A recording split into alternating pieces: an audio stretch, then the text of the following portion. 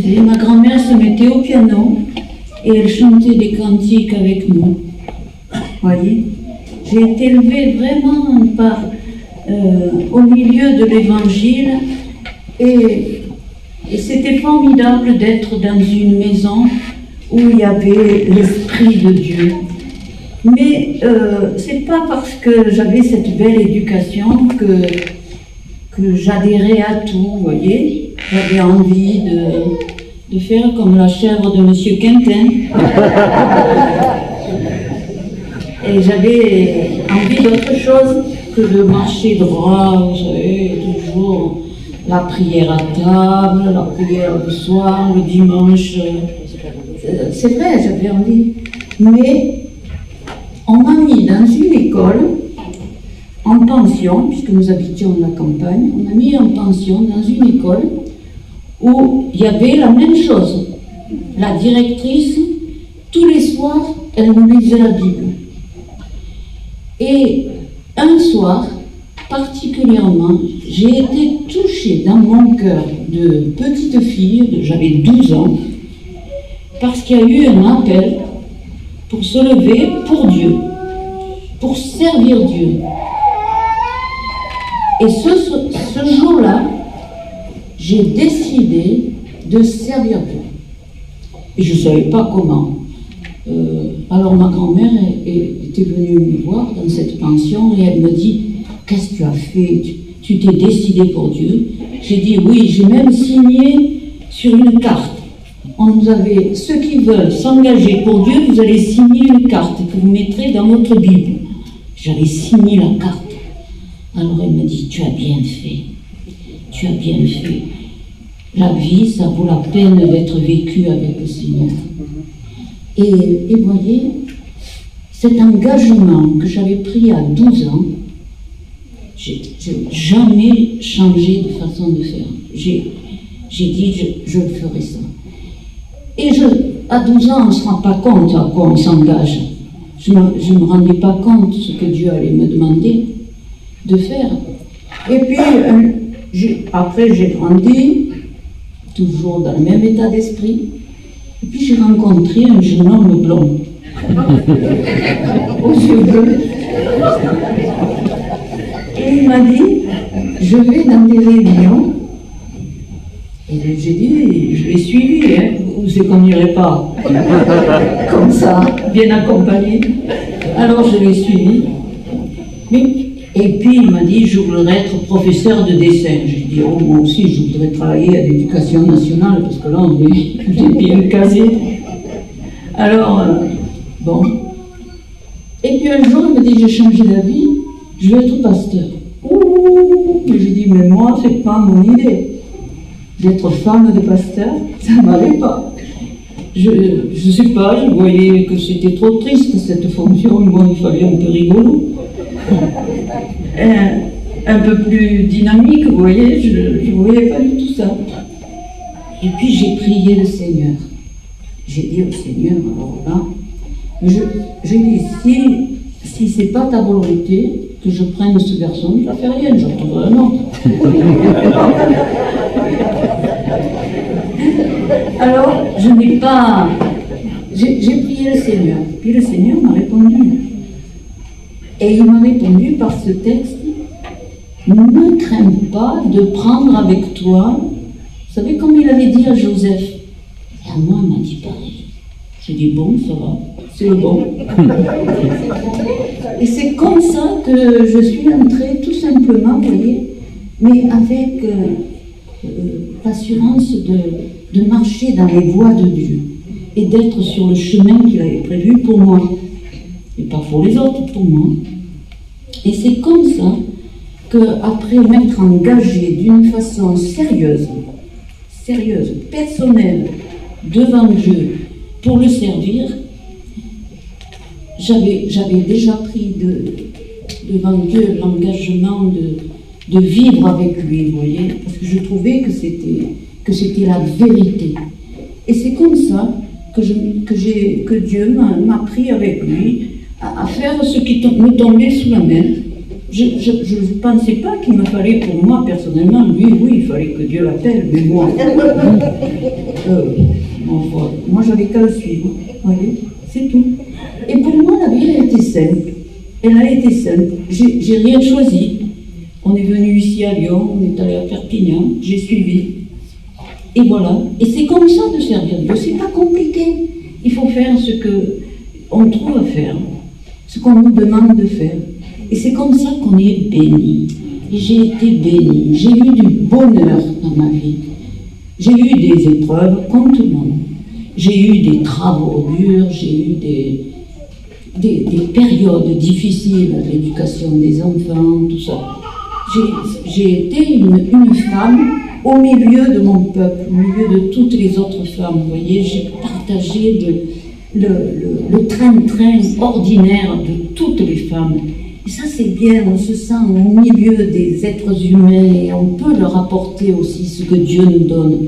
Dieu m'a fait voir de grandes choses, m'a béni et m'a donné des exaucements de prière forts, des guérisons, des miracles, parce que des fois j'en demande. Je dis, Seigneur, il m'en faut, et pas que pour les autres. C'est vrai, mais moi, il m'en faut. Il me faut des miracles, il me faut des conversions autour de moi, il me faut des exaucements de prière, et Dieu me les a donnés.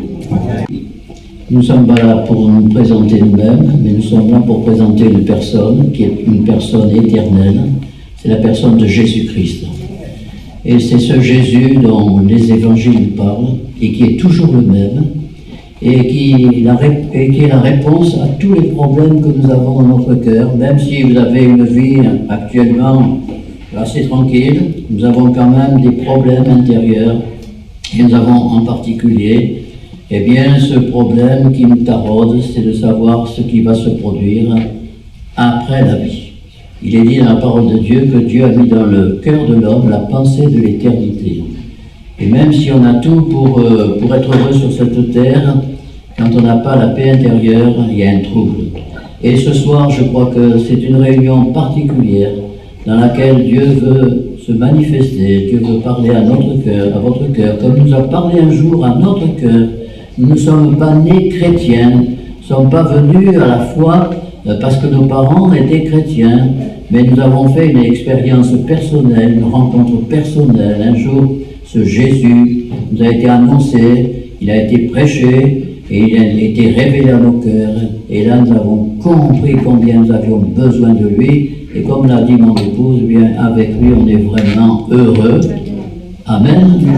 Sur cette terre, en attendant le meilleur, le ciel. Alors je fais la lecture de l'évangile de Luc au chapitre 8, verset 40, pour notre frère. Luc, chapitre 8, verset 40, Jésus guérit une femme atteinte d'une perte de sang. Vous avez trouvé l'évangile de Luc, chapitre 8, au verset 40e.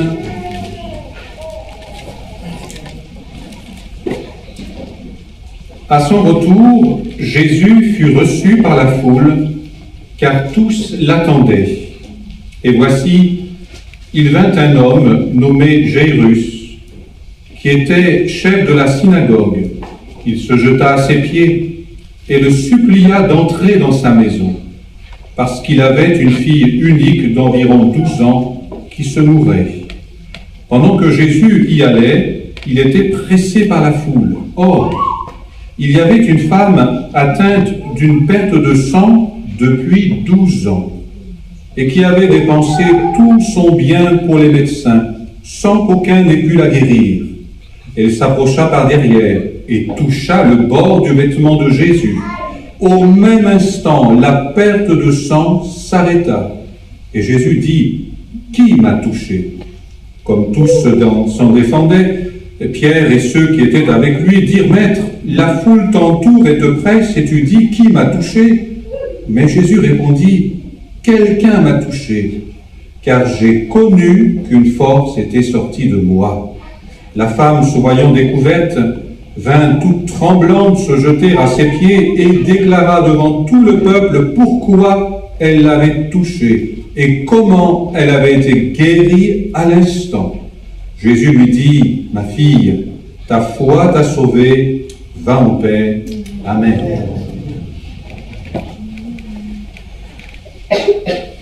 Voilà, je pense que vous avez bien retenu, bien écouté cette déclaration de l'Évangile. Et nous allons repasser, disons d'une manière plus précise, les événements qui se sont déroulés dans ce passage de l'Écriture. Donc, il nous est parlé d'un homme qui avait une bonne fonction, il était chef de la synagogue, il avait un bon foyer, il avait une fille unique, une fille peut-être très jolie, très gentille. Et la parole de Dieu nous dit que cette fille unique, elle a été malade au point de mourir. Et on verra, si vous lisez un évangile chez vous, vous verrez par la suite qu'elle est décédée. Et par conséquent, cet homme arrive dans une profonde détresse. Et il nous est dit qu'il tombe à genoux devant le Seigneur et dit, Seigneur, viens à la maison, prie pour elle, parce que ma petite fille est à toute extrémité. Cet homme est dans le désarroi total. J'ai pensé en lisant ce passage à un mot qui est ressorti de ce texte, c'est le mot unique. C'est ma fille unique. Et j'aimerais vous dire que c'est tragique de perdre un enfant unique. Et même s'il y a d'autres enfants, de perdre un enfant, c'est terrible. Même s'il y a des frères et des sœurs, c'est terrible de perdre un enfant. Peut-être y a-t-il dans cet auditoire quelqu'un qui a perdu un enfant récemment. Et c'est vraiment quelque chose qui brise la vie, qui arrête tous nos projets, qui bouleverse notre paix, notre sécurité intérieure. Mais quand on a d'autres enfants, s'il y en a un qui meurt, bon, vous allez dire c'est toujours le même problème. Non, parce que les autres qui restent vont nous servir à survivre, à combattre pour eux. Et par conséquent, le problème n'est pas le même. Mais j'insiste sur le fait que la parole de Dieu a dit au travers de la bouche de cet homme, mais c'est ma fille unique, j'en ai qu'une. Et cette fille est en train de mourir, et elle va mourir. Et j'aimerais vous dire qu'il y a quelque chose d'unique que nous avons tous les uns les autres, c'est la vie. Nous avons une vie, mais une seule vie. Et la parole de Dieu nous dit, après la mort vient le jugement, car il est réservé aux hommes de mourir une seule fois. Donc, vous savez qu'il y a des traditions religieuses, particulièrement dans les religions orientales, où on parle de la réincarnation, mais tout ça, ce sont des fables. Mais la parole de Dieu nous dit, il est réservé aux hommes de mourir une seule fois. Nous avons une seule vie. Tu as une seule vie. Et par conséquent, cette vie, il ne faut pas la rater. J'ai pensé souvent à un randonneur qui est parti, n'est-ce pas, dans le Vercors, etc. Et puis il est surpris par la nuit, et il a son sac à dos, il a quelques provisions, et puis le froid le saisit, et puis il a trouvé une entrée dans un rocher, il est là, il se met à l'abri, mais le froid arrive, la neige tombe s'il n'avait pas prévu, et il pense que dans son sac à dos, il a une boîte d'allumettes. Il rassemble quelques branches et il va chercher du bois, etc. Il est super gelé, et quand il ouvre la boîte d'allumettes, il s'aperçoit qu'il n'y en a qu'une. Vous savez, une allumette, ça ne vaut rien du tout, hein. Qu'est-ce que vous en pensez? C'est pas cher une allumette, un petit bout de bois de rien du tout. Mais quand c'est une allumette unique, alors elle a de la valeur, hein. Et attention, quand vous allez la gratter, il faut se protéger du vent, il faut que vraiment ça marche. Elle est unique. Et je veux vous montrer par cette image que tout ce qui est unique a une valeur essentielle. Et ce soir, j'aimerais insister sur le fait que cet homme avait une fille unique et que nous avons une vie unique. La semaine dernière, nous avons des amis qui ont perdu un monsieur, un de nos amis qui a perdu sa femme, médecin, âgé de 43 ans. Elle est tombée dans la rue avec une rupture d'anévrisme. Et de suite, son cerveau a été inondé et elle est décédée. On va l'enterrer lundi, demain. Vous imaginez cette femme, 43 ans, tombe dans la rue. On ne sait pas ce qui peut nous arriver. Ce matin encore, un ami m'a parlé. Il m'a dit, vous vous souvenez de ma femme, etc. J'ai dit, oui, bien sûr. Il m'a dit, un soir, on s'est couchés, tous les deux, tranquilles, etc. Bon, elle avait eu des problèmes de santé, mais quand même, elle allait pas mal. Et le matin, il s'est réveillé, et il est allé voir sa femme, au bout d'un moment, il a dit, mais tu te réveilles pas. Il m'a dit, vous savez, c'était un choc, hein, quand je l'ai trouvée décédée, morte. Mais c'est pas possible, vous voyez. Le ciel vous tombe sur la tête, la terre elle cesse de tourner, toute votre vie bascule, vous n'êtes plus le même, tout est changé, tout le programme est bouleversé.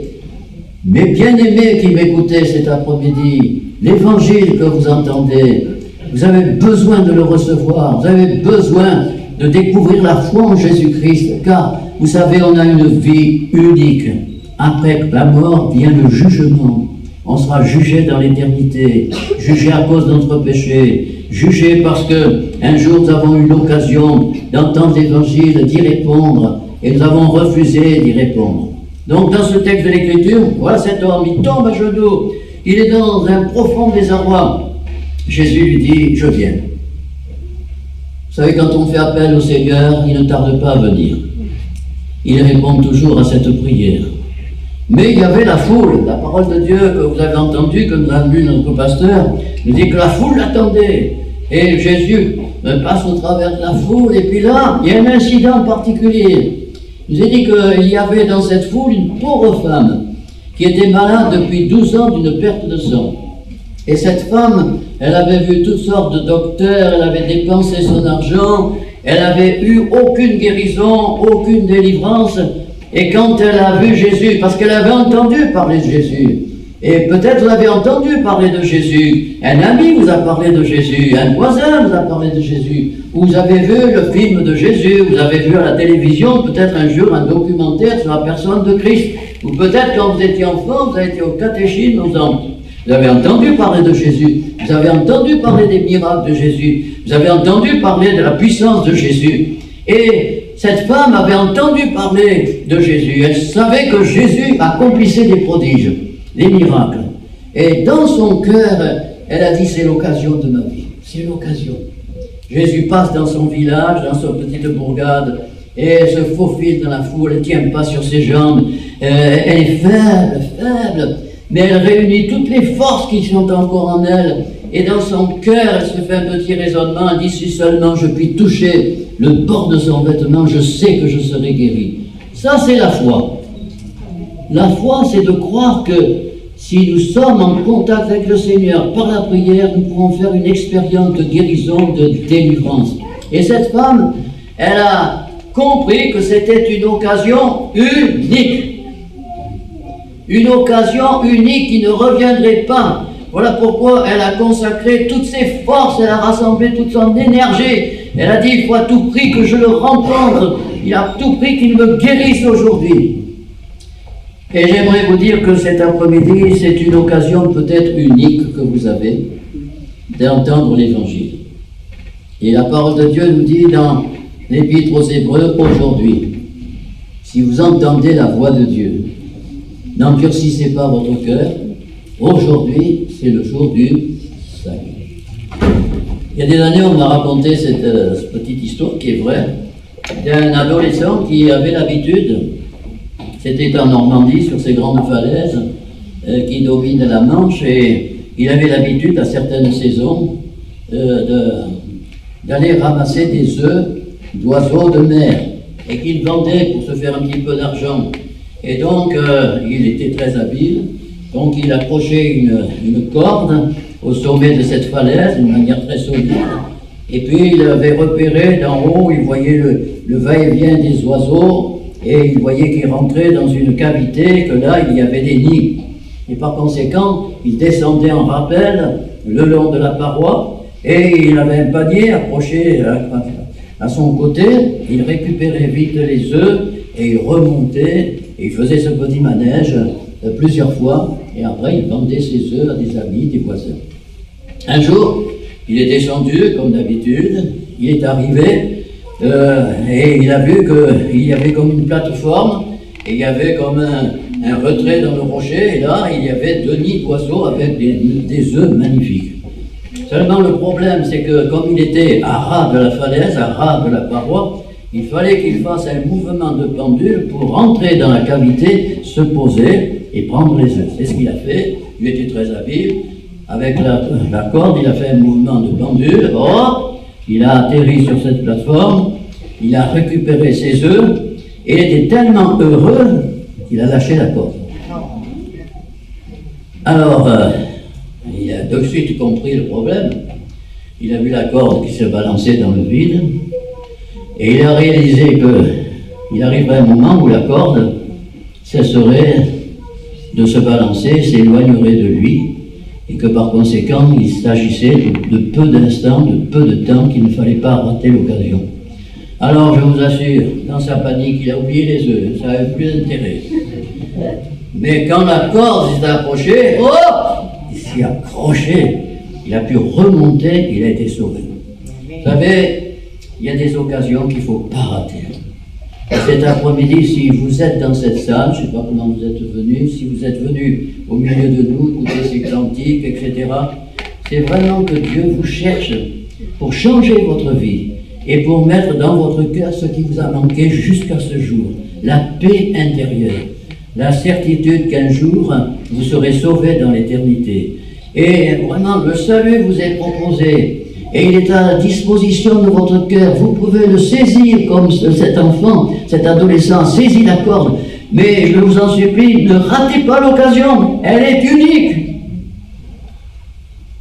Et alors, il s'est dit que cette femme, pour en venir à elle, lorsque elle s'est approchée de Jésus, eh bien, il y avait tellement de gens. On pressait Jésus de toutes parts, les gens voulaient le voir, il y en avait qui voulaient le voir pour se moquer de lui, ils voulaient voir quel était cet homme, quel était son visage, etc. La parole de Dieu nous dit que, contrairement, vous savez, aux peintures qu'on voit dans les églises, Jésus n'avait ni beauté ni éclat pour attirer les regards. Il était un homme vraiment basique, un simple homme. Il n'avait rien de beau, il n'avait aucune auréole sur la tête, mais il était le Fils de Dieu, né de la Vierge Marie par la puissance du Saint-Esprit, et toute la plénitude de Dieu demeurait en lui.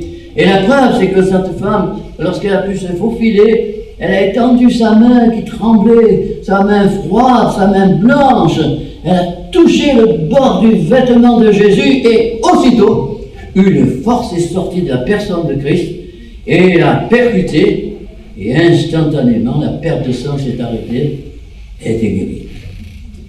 Jésus, c'est un sauveur unique. Amen. Il y a quelque temps de cela, il y a environ un mois, nous avons eu dans nos réunions, dans la région où nous sommes, 5 ou 6 marginaux qui sont arrivés, des pauvres gens défoncés par l'alcool, par la drogue, vraiment, vous savez, quand les passions viennent, elles détruisent. Il y avait, au milieu d'eux, c'est que des hommes. Il y avait une jeune femme, vraiment ça me faisait pitié de la voir parce que elle avait peut-être été belle, vous avez vu, mais alors elle était défraîchie, ils étaient sales, ils sentaient mauvais, c'était des ruines. Vous savez, le mal, la drogue, le tabac et toutes les passions du monde transforment les hommes, changent, on sent que c'est Satan qui est derrière cela, derrière ces passions, c'est le diable, c'est l'adversaire de nos âmes qui ruine. Mais le Seigneur est venu chercher les derniers pour qu'ils soient les premiers. Et Jésus a dit que même les prostituées, les gens de mauvaise vie devanceront des gens qui se disent très très bien, mais qui sont dans un orgueil pas possible et qui se croient justes, alors qu'il n'y a pas un juste, pas même un seul, que tous ont péché et que tous sont privés de la gloire de Dieu. Et il nous a dit que lorsque ces marginaux sont venus, ils ont écouté l'évangile, je ne sais pas comment ça a pu pénétrer, ils ont leur cerveau embué par l'alcool, ils ont...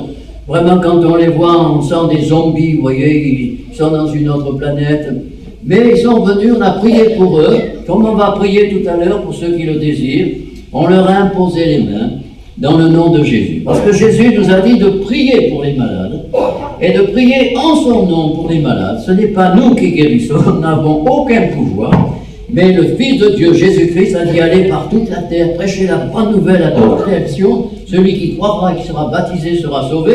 Et puis il a dit, voici les miracles qui accompagneront ceux qui auront cru en mon nom. Ils imposeront les mains aux malades et les malades seront guéris. Et il y en avait un parmi eux Il était d'une maigreur effrayante. Et cet homme, je ne sais pas qu'est-ce qu'il avait, il ne nous l'a pas dit, mais il ne pouvait plus manger. Et il maigrissait de plus en plus.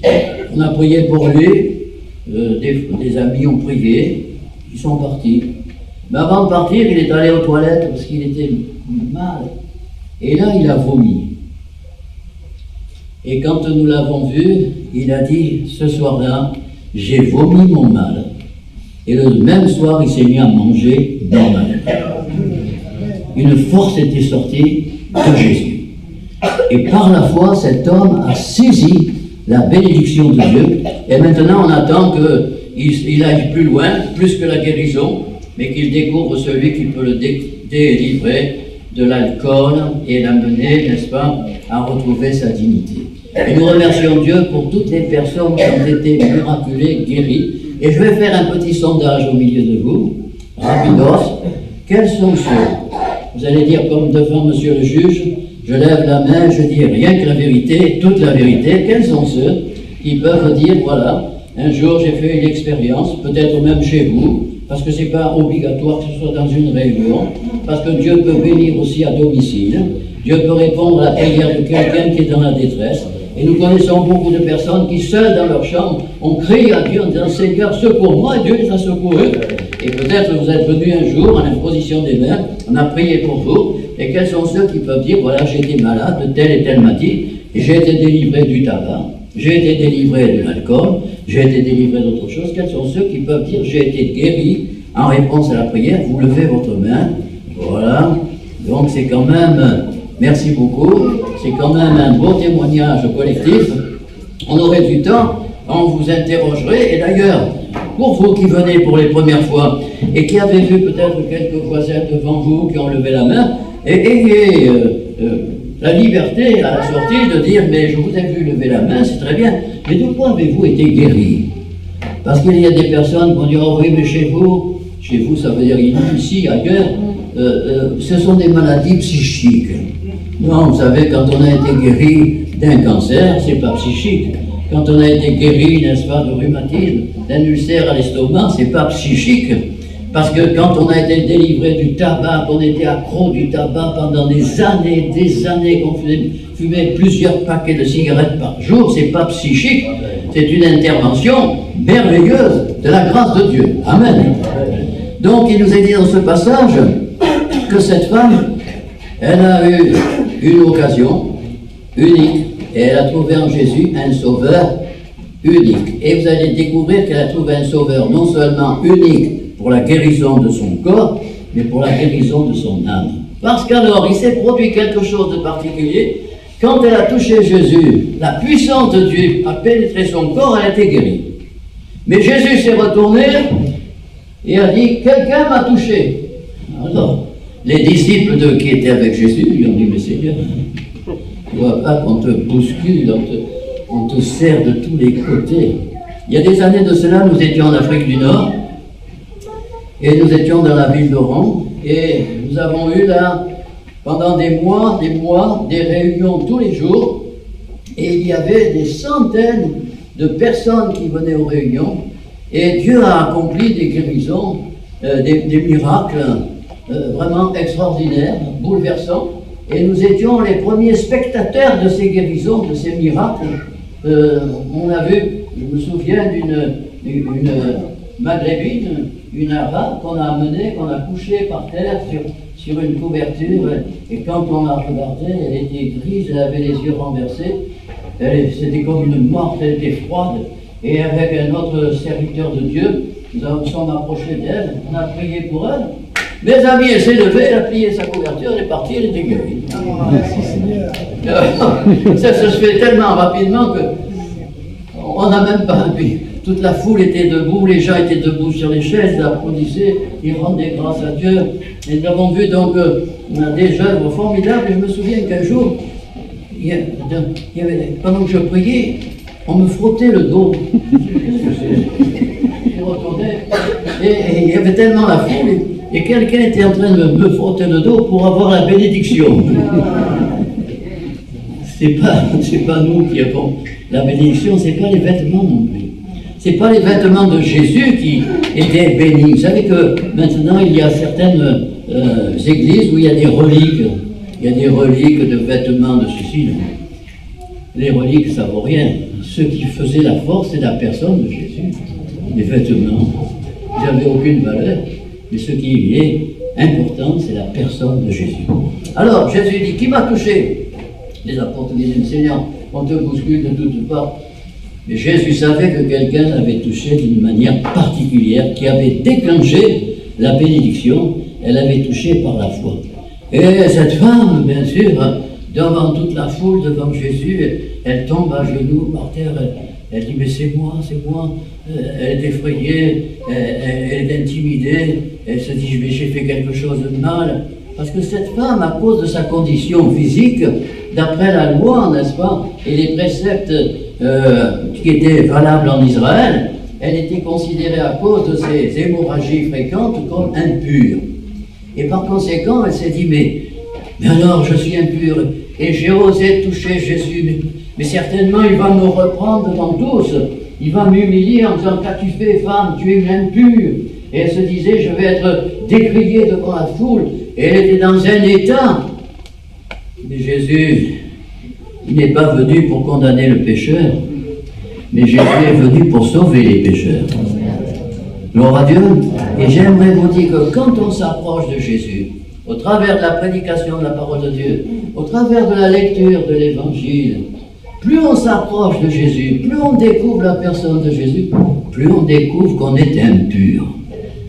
Quand je me compare au voisin, je suis pas mal. Alors lui, hein, vous avez vu comment il fait avec sa femme? Moi je ne fais jamais ça. Et puis moi, vous savez, la parole de Dieu nous dit qu'un jour un homme est rentré dans le temple à Jérusalem et il était religieux, mais religieux plus. Et il a fait une prière. Mais ce n'est pas des prières qui montent au ciel, c'est des prières qui restent au roi des pâquerettes. Il a dit, je te rends grâce, ô Dieu, de ce que j'ai fait comme le reste des hommes. Moi je fais ceci, moi je fais le bien, moi j'aide les restos du cœur, moi ceci, Seigneur, moi j'aide les gens qui sont dans la difficulté, je fonce pour certains organismes. Mes amis, cet homme il était loin du Seigneur, parce que quand on est près de Jésus, qu'on entend sa parole, qu'on sait ce qu'il a fait pour nous sur la croix, qu'on sait quel amour il a eu pour expier nos péchés, et qu'il a donné sa vie, lui qui était pur, lui qui était saint, alors je vous assure, quand on s'approche de lui, on est vraiment humilié, on se sent sale. Et cette femme, elle s'est sentie impure, et par conséquent, elle est là dans un état de détresse, mais elle avoue sa faute, si je puis dire. Elle dit, oui, c'est moi qui t'ai touché, je suis une impure, pardonne-moi, Seigneur. Mais Jésus va par sa parole lui apporter ce dont elle avait besoin. Jésus lui dit, ma fille, ta foi t'a sauvée, va en paix. Cette femme, elle a reçu plus que la guérison, elle a reçu la paix. Et la paix que Dieu donne, alors là, c'est une paix profonde. Ce n'est pas la paix du monde, c'est une paix surnaturelle. Cette paix, elle vient de ce que nos péchés sont pardonnés. Cette femme a été délivrée de son impureté physique, morale, spirituelle. Et ce soir, c'est une occasion unique. Tu as une vie unique. Tu as un sauveur unique. Et ce sauveur, c'est Jésus. Un jour, il y a eu une guérison extraordinaire à Jérusalem. Au temple, il y avait un homme qui faisait la manche et qui était là, il était boiteux, on l'apportait tous les jours là, et il vivait, n'est-ce pas, de cette petite piécette qu'on mettait dans sa main. Et il avait dit, deux disciples de Jésus, Pierre et Jean, montaient ensemble avec la prière. Et ils ont vu cet homme. Et la parole de Dieu nous dit qu'ils ont été émus de compassion. Non pas faire la charité, vous voyez, non pas quelque chose de sentimental, d'humain, peut-être de bon, mais autre chose que cette charité humaine. Une compassion qui vient du ciel, un amour pour cet homme, plus que pour sa condition physique, mais pour sa condition spirituelle, humaine. Et alors qu'ils tendaient la main, ils lui ont dit, nous n'avons ni argent ni or, mais ce que nous avons, nous te le donnons au nom de Jésus-Christ, lève-toi et marche. La parole de Dieu nous dit que ses chevilles ont été revigorées. Il s'est levé, il a sauté, il est rentré dans le temple et il a fait un charivari pas possible. Il dansait, il sautait, il louait Dieu parce qu'il a compris que ce n'était pas ces hommes qui l'avaient guéri, mais que c'était Dieu le Créateur qui venait de le guérir, de le miraculer. Gloire à Dieu. Et alors, bien sûr, ça fait un boom dans la ville. Et les disciples ont été convoqués devant un tribunal. Et là, on leur a dit, mais qu'est-ce qui se passe? Par quelle autorité avez-vous fait marcher cet homme? D'où vous vient cette puissance? Et ces hommes religieux étaient inquiets de voir que leur pouvoir était ébranlé et que leur autorité, n'est-ce pas, était mise en brèche. Et ils étaient inquiets. Ils ont dit, mais par quel pouvoir? Et Pierre et Jean ont dit, mais il n'y a qu'un seul nom par lequel nous puissions être sauvés, et ce nom, c'est le nom de Jésus. Et c'est par le nom de Jésus que cet homme a retrouvé une pleine santé. Et par conséquent, ce soir, il y a un nom unique. C'est le nom de Jésus. Il est facile à prononcer le nom de Jésus. Et vous allez le prononcer dans votre cœur. C'est un nom unique. C'est un sauveur unique. Il n'y en a pas d'autre. Il n'y a pas d'autre. Pourquoi? Parce qu'il est venu envoyé par le Père. Il est venu revêtu du Saint-Esprit. Il est revenu, n'est-ce pas, pour accomplir ce que nous ne pouvions pas faire. Nous ne pouvions pas nous racheter nous-mêmes. Nous ne pouvions pas transformer notre cœur. Nous ne pouvions pas nous racheter, il n'y avait d'argent. Mais lui est venu sans tache, sans défaut. Et il s'est offert en sacrifice sur la croix. Et lorsque nous nous repentons, lorsque nous réalisons comme cette femme que nous sommes impurs et que nous croyons en lui, alors Jésus nous dit, va, ta foi t'a sauvé. Mon épouse a dit qu'elle s'est convertie à 12 ans, et moi je me suis converti aussi à 12 ans. C'est curieux, on ne se connaissait pas du tout, bien sûr. Et moi je me suis donné au Seigneur, non pas comme ceci, mais dans un champ. Dans un champ. Et j'étais en vacances, je connaissais l'évangile parce que je venais comme certains des enfants qui sont dans l'auditoire, qui m'écoutent, j'espère qu'ils m'écoutent bien. Et je chantais des cantiques, mais j'étais méchant, mauvais. Et je sentais que mon cœur, il était mauvais. J'étais, vous voyez, prédisposé aux choses mauvaises. Je sentais qu'il y avait une influence mauvaise dans ma vie, que j'étais sale, j'étais impur. Et un jour, vraiment, j'ai attrapé une colère pas possible contre mes parents. J'étais infernal. Et mes parents ont beaucoup pleuré pour moi. Ma mère, je l'ai trouvée souvent à genoux en train de prier pour moi. J'étais un garçon difficile. Et ce jour-là, vraiment, j'étais en colère, j'en avais assez de la vie. Vous savez, des fois, on ne pense pas aux enfants et au drame qu'il y a dans le cœur des enfants. Et vous savez qu'aujourd'hui, il y a des adolescents qui se suicident. Et des enfants qui pensent au suicide. Et on ne se penche pas sur leurs problèmes. Et ce jour-là, j'ai voulu me suicider. Et j'ai voulu me jeter dans une écluse. Parce que je ne savais pas nager. Mais j'avais une grande sœur, elle m'a poursuivi. Elle a vu que j'allais faire un mauvais coup. Et je ne me rappelle plus qu'est-ce qu'elle m'a dit, c'est pas important. Mais elle m'a dit quelque chose comme ça, ne résiste plus à Dieu. Dieu t'appelle, le Seigneur t'appelle. Et je ne sais pas, moi, qu'est-ce qui s'est produit. C'est la réponse de Dieu à la réponse à la prière de mes parents. Je suis tombé à genoux dans un champ et j'ai dit, Seigneur, je veux croire en toi. Je suis mauvais, je suis méchant, je suis sale. Purifie-moi, sauve-moi. Et instantanément, je n'étais pas dans un confessionnal, il n'y a personne qui m'a parlé, mais instantanément, j'ai reçu de Dieu la certitude que mes péchés étaient effacés parce que j'avais cru en Jésus-Christ et j'ai reçu la paix de Dieu. Puis j'ai changé, pas à 100% quand même, il a fallu quand même un peu de temps. C'était un enfant, après adolescent, il y a eu encore du roulier, du tangage, mais à partir de ce jour-là quand même, j'ai écrit à mon père, parce qu'on était en vacances, je lui ai dit, papa, je te demande pardon pour tout ce que j'ai fait de mauvais, etc. Et quand il est décédé, j'ai retrouvé ma petite lettre avec plein de fautes d'orthographe, en veux-tu, en voilà. Mais je lui disais combien maintenant j'appartenais à Jésus et je lui avais donné mon cœur. Va en paix. Vous savez, la plus belle bénédiction que vous pouvez recevoir ce soir, chers amis qui écoutez l'Évangile, c'est qu'en sortant de ce local, vous puissiez entendre, comme j'ai entendu, ta foi t'a sauvé. Va en paix. Vous savez, la paix, ça vaut plus que tous les trésors de la terre. Il n'y a aucun médicament qui donne la paix. Est-ce que vous connaissez un médicament qui donne la paix? Il n'y a aucun remède. Il n'y a aucun remède quand on passe comme par Jairus, par la perte d'un enfant unique. Il n'y a aucun remède quand un homme se retrouve seul et qu'il trouve une lettre de sa femme sur la table de la cuisine en disant « Je te quitte, j'en ai marre de vivre avec toi » et que cet homme prend conscience que sa femme a un autre bonhomme dans sa vie. Il n'y a aucun remède. Il n'y a aucun remède à toutes nos souffrances, nos douleurs, lorsque nous apprenons que nous sommes gravement atteints d'une maladie, etc. Mais la paix, elle est fragile. Nous avons un petit bonheur qui est fragile, qui est comme du verre, de cristal. Mais la paix que Dieu donne, c'est une paix profonde, durable, éternelle. Ce soir, va en paix. Le Seigneur t'aime et il veut sauver ton âme. Viens à lui, tel que tu es. C'est pas la peine de raconter des histoires. Tu dis, Seigneur, moi j'étais un gosse, je dis, Seigneur, je suis mauvais, je suis méchant, j'ai besoin de ta grâce, j'ai besoin de ton pardon. Et là, tout seul dans ce champ, eh bien Dieu m'a entendu, il a vu ce petit bonhomme, ce petit garçon, et le Seigneur a envoyé son esprit sur moi, et j'ai reçu dans mon cœur que j'étais maintenant pardonné, que j'étais sauvé, que j'avais la paix de Dieu. Et Dieu soit béni, ça dure, ça perdure, ça fait quelques décennies, et le Seigneur nous a gardés. Comme m'a dit mon époux, on a traversé comme vous, chacun d'entre vous, des épreuves, des combats, des maladies, etc. Je ne veux pas dire que nous avons toujours eu une paix totale et parfaite.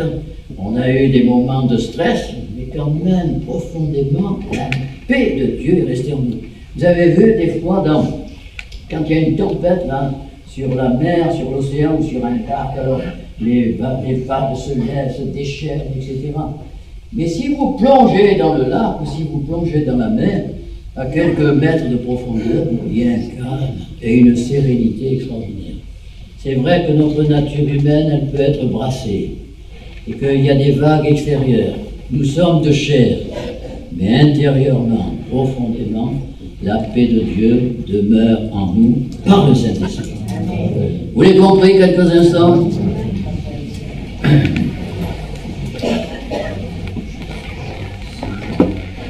Voilà, vous avez entendu l'Évangile. Tu as besoin de Jésus. Et c'est une occasion unique. Et ce soir, dans ce lieu, dans ton cœur, tu peux lui parler. Tu sais, il n'y a pas de formule magique pour s'approcher de Jésus. Il n'y a pas de prière liturgique. On parle au Seigneur avec son cœur. Et ce soir, tu peux dire, Seigneur, j'ai entendu ta parole. Moi aussi, je me sens impur. Moi aussi, Seigneur, j'ai derrière mon passé bien des choses qui me troublent. Et j'ai besoin de ton pardon. Et je te demande, Seigneur, de me pardonner. Je te demande de me sauver, de sauver mon âme et de me donner cette paix. Et peut-être aussi, tu es là avec ta souffrance, tu es peut-être là lié par une passion, tu es peut-être là en train de traîner une maladie qui vraiment assombrit toute ton existence, tu ne dors plus, tu es dans des graves difficultés de santé, tu n'arrives plus à absorber de nourriture, tu es vraiment... Et les docteurs sont dépassés par ces événements, malgré tout ce qu'on a pu faire pour... la science n'a pas pu solutionner le problème de ta santé. Tu es là ce matin, cet après-midi, malade, malheureux. Et tu peux lui dire, Seigneur, puisque tu as guéri cette femme, moi aussi je veux étendre les mains vers toi, vers ton ciel de gloire, parce que tu n'es plus sur la terre, mais que tu es dans le ciel, et tu es vivant au siècle des siècles, et tu règnes. Et Seigneur, j'étends ma main vers ton ciel, et je te prie de me guérir ce soir. Et je crois que Dieu va entendre cette prière. Amen. Seigneur, nous voulons te remercier pour cette occasion que tu as donnée à ces bien-aimés d'être là au milieu de nous. Merci de ce que nous pouvons ensemble lever nos mains et dire oui, le Seigneur a répondu à ma prière. Je te remercie pour toutes les mains qui se sont levées tout à l'heure et de tous ces amis qui ont été bénis, guéris, relevés, consolés. Et je te prie pour les amis qui sont au milieu de nous, qui découvrent, Seigneur, à la foi, et qui découvrent ta personne. Et je te prie de parler à leur cœur, de les toucher par le Saint-Esprit intérieurement, afin qu'en ce moment, Seigneur, leur cœur s'ouvre et qu'ils te confessent comme cette femme son impureté, qu'ils te confessent leurs péchés et qu'ils croient que tu es mort pour eux sur la croix du calvaire et que ton sang, comme on l'a chanté, purifie de tout péché. Louange à toi, Seigneur. Nous t'adorons. Amen. Et nous te demandons de confirmer ta parole en guérissant quelques personnes cet après-midi. Te demandons, Père, au nom de Jésus.